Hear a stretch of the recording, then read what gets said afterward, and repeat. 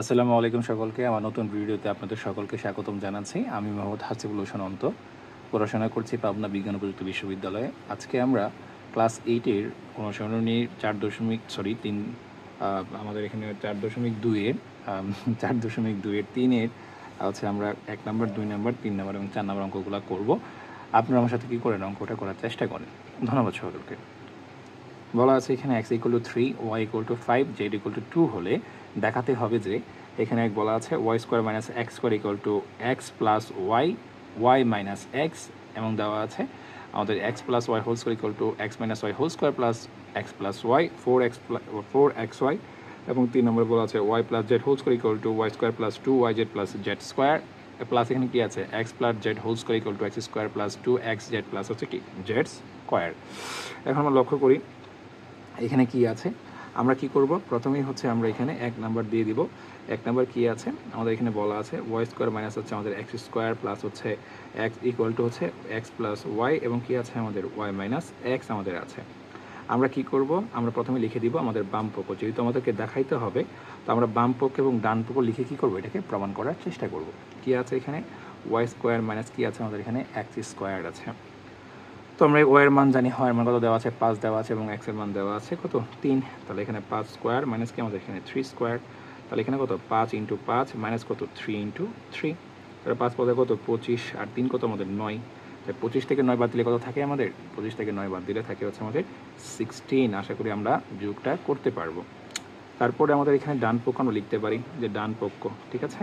ডান পক্ষ কী দেওয়া আছে, ডান পক্ষ দেওয়া আছে x + y, y প্লাস কি x, তাহলে আমাদের এখানে x + y এবং কি ইন্টু কি আমাদের y - x। আচ্ছা, এই ব্র্যাকেটের মাঝখানে কোনো কিছু নাই মানে কি দুইটা গুণ আকারে আছে। আমাদেরকে মনে রাখতে হবে বীজগণিত যখন আমরা শিখব, দুইটা ব্র্যাকেটের মাঝখানে কোনো কিছু না থাকলে সেটা কি গুণ আকারে আছে, তবে কি তারা পরস্পর গুণ আকারে আছে। তাহলে আমরা কি করব, এখানে x এর মান বসাবো। x এর মান কত আমাদের 3। এখন আমরা x এর মান বসালাম 3, যোগ চিহ্ন আছে, যোগ চিহ্ন বসাই দিলাম। y এর মান কত দেওয়া আছে আমরা জানি, y এর মান হচ্ছে আমাদের 5 বসিয়ে দিলাম। তারপরে এখানে কি আছে 5, y এর মান এবং x এর মান কত 3, আমরা 3টা বসিয়ে দিলাম। তাহলে 5 এবং 3 যোগ করলে হয়ে যায় আমাদের 8, ইন্টু এটা কিন্তু দশমিক না, এটা কি ইন্টু চিহ্ন। ইন্টু কত আমাদের এখানে 5 থেকে 2 বাদ দিলে কত, ইন্টু মানে কি, ইন্টু মানে হচ্ছে গুণ, গুণ চিহ্ন, এটা বীজগণিতে বলা হয় এটাকে গুণ, নট দশমিক। তাহলে এখানে আমাদের 5 থেকে 3 কত থাকে আমাদের 2 থেকে যায়। তাহলে 8 দুগুণে কত আমরা নামাতে জানি, 8 দুগুণে কত 16।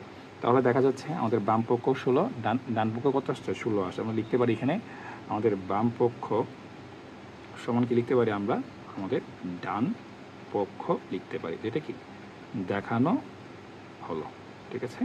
আমরা সাইড দিয়ে কি দিব, দেখানো লিখে দিব, কারণ কি আমাদেরকে বলা ছিল কি দেখাও যে, ক্লিয়ার।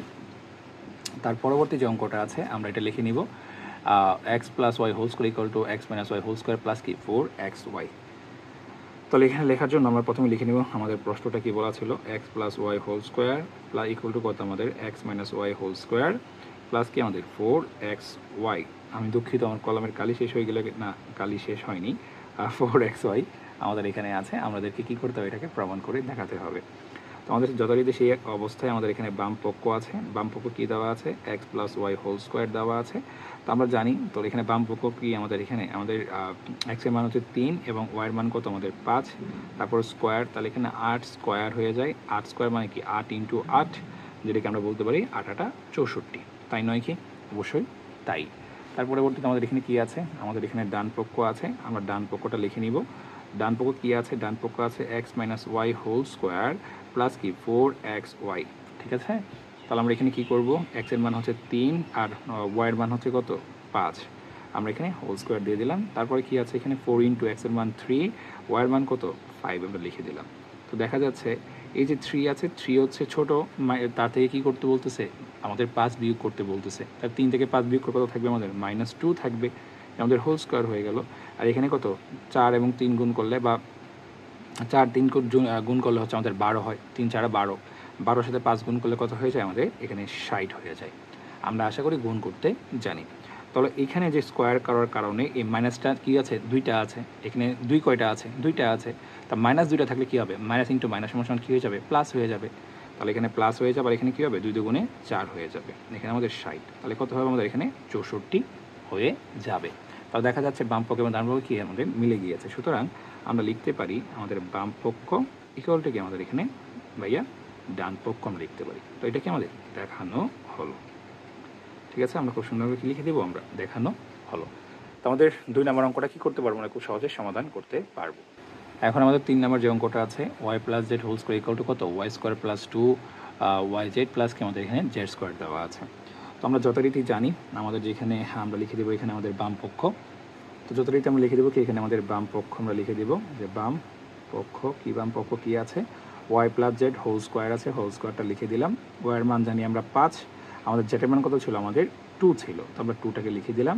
তাহলে এখানে কত হবে, 5 আর 2 যোগ করলে হয়েছে আমাদের 7, 7-এর উপর স্কোয়ার মানে কি 7 ইন্টু 7, তাহলে কত হবে 7-7 49। তাহলে আমাদের বাম পক্ষ আমরা পেয়ে গেলাম।